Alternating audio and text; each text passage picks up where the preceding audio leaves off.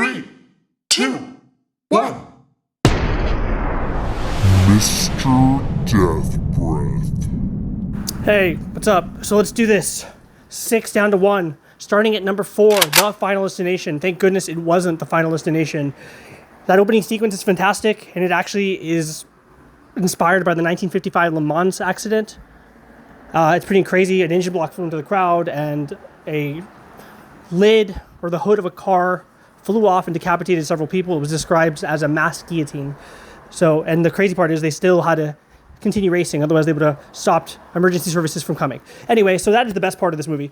Other than that, it's pretty terrible. They got rid of the composer that's been in the other films and replaced it with a bunch of, like, you know, bro, yeah, dad, rock, kind of like saliva, crap like that.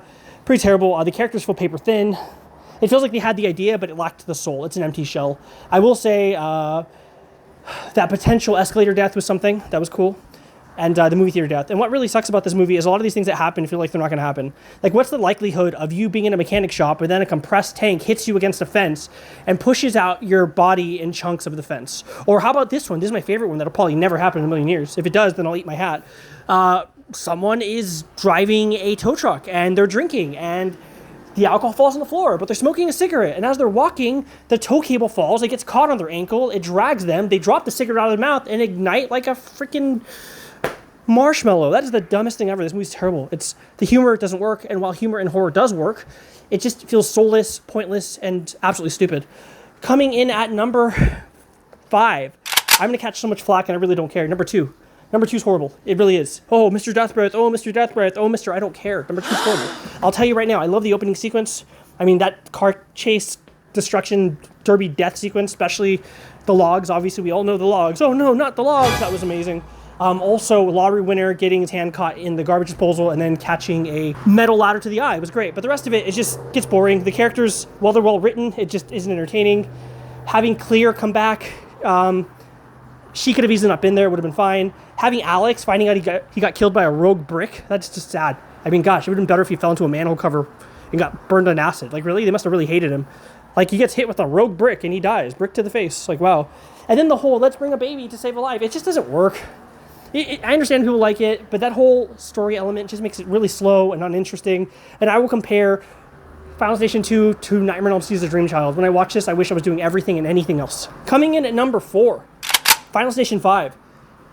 I loved the opening sequence. The opening sequence was phenomenal. I mean, you really can't go wrong with the whole bridge sequence. It was great. I love that they introduced the element of, hey, if you kill someone, you can take their time and take their life. That's fantastic. Really well done. But here's where it kind of loses it, too. It's one of those things where, like, the deaths are misdirections. Like, oh no, the guy at the massage parlor, he's gonna get killed by acupuncture somehow. No. Oh no, he's gonna get lit on fire. Oh no. As he's trying to escape the flames, the Buddha on the shelf comes and smashes his head. And that's essentially how all the kills go down in part 5. And they're just kind of like misdirection, and while it's clever, and while it was clever at the time, the novelty wears off really quickly. But where this film does have some weight is you find out that it's essentially a prequel to Final Destination 1. Like, the end of the movie, the characters in 5 get on the plane of the people exiting in 1. So that was kind of great. And, you know, for what it is, it was a breath of fresh air, especially after the crap we got with 4. So you gotta accept it for what it is, and I do. Not my favorite, but still watchable. Coming in at number 3, Final Destination 1. Final Destination 1 is phenomenal. Every death has meaning. Every death matters. The opening sequence was phenomenal. From Billy Hitchcock literally losing his head to cute blonde girl getting smashed by an incoming train or incoming bus, and then that wonderful ending where the billboard swings back. I mean, it was just, the whole film was a rush, and when it ends, you walked out feeling like, wow, that was something. And the movie's great. And number 3 is a hard spot to put it because it's just so freaking perfect. Coming in at number 2, Final Destination 3. Why is Final Destination 3 number 2 instead of Final Destination 1? Simple. I can rewatch this one a lot and I love it. Even though at the end of the day, you kind of realize that Final Destinations are essentially a fetch quest. It's like, oh, we got to find out what's going on. Oh, we got to tell our friends. Oh, we got to stop them from dying. Yeah, but this one's fun, you know? And Final Destination 1 was fun too, but this one's really fun. I don't know, I love it. From Texas Battle, the actor getting his head smashed like a freaking melon with weights, to McKinley, his girlfriend dying and him getting kind of psychotic, to the 2 girls that get turned into melted marshmallows. It was disgusting, but it was great. I mean, even the ending, you know? They think they escape, as they always do, and she happens to see everyone on the train, and then she realizes, oh no, that was a premonition. And before she can even get off, the actions that lead to the death are already in motion, so she can't even get off. So it was like a nice little twist, you know? It was just great. I love it. I love it. I watch it pretty much all the time. It's one of my favorites.